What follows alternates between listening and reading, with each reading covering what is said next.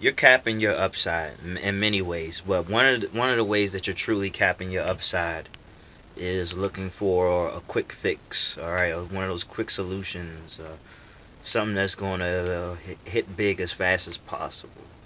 So I definitely feel like you do need to have some of those things in your back pocket, but you still need to be focusing on the macro, the big picture, long term goals, and just things of that nature.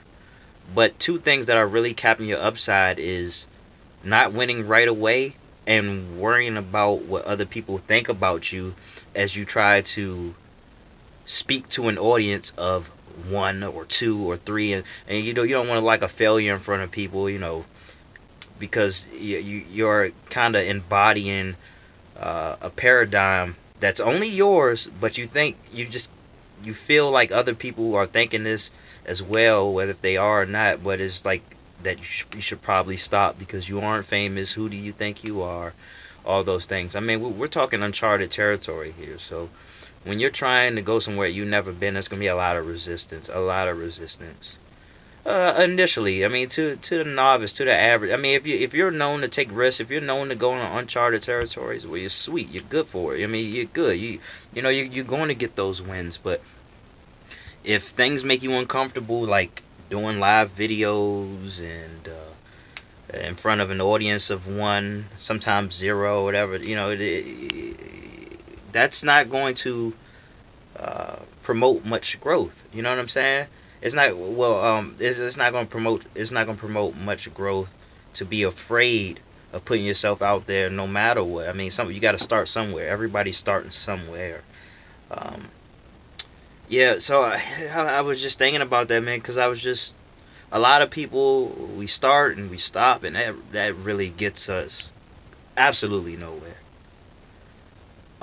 So basically, I'm playing a game of and anybody who's willing to be successful over the long haul is basically holding their breath longer than everybody else. All these fads and all these trends and all these get rich things, people flock to it. It blows up. It makes the news and things like that, and very quickly, very shortly after that, game over. All right, so they back to playing another game or going back to their 9 to 5 or not trying to be in business for themselves at all. You know what I'm saying? So that's what happens. So another reason why we cap our upside is we just cannot take those failures. We cannot take those losses. All right. Obviously, we didn't get trained good enough to well enough to accept losses as a tool. It doesn't mean you're a failure. It doesn't mean that you can't be anybody. It doesn't mean that you're an idiot. It doesn't mean, it doesn't mean that it takes away from your legacy. It adds to it. All right, it's we're meant to overcome things. Okay, are you kidding me? It just so happens that we live in a time where you can get away with not pressing against the adversity. You can put yourself in a nice little safe bubble, and there you go. Live to be 100. Happy you. Except for you won't be in your deathbed when you talk about all these regrets that you have. And here I am.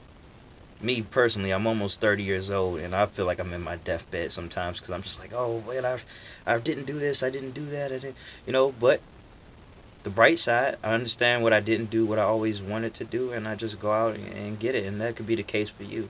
So don't look at your age as some reason why you should stop trying. Like you should never be looking to settle down. So long as you're able-bodied, you got an able mind, you just keep going for it until there's just no more breath in you, man. Come on, this is the going out swinging tour. All right, so you got to go out swinging. So that's all I want to say is that you're going to cap your upside by not being patient. All right, other ways as well, like I mentioned, but you have to be patient. You have to keep pushing on. You have to focus on the process and not so much the results. And of course, I'm always speaking on like separating yourself from expectations. So that's where we are. All right, take care.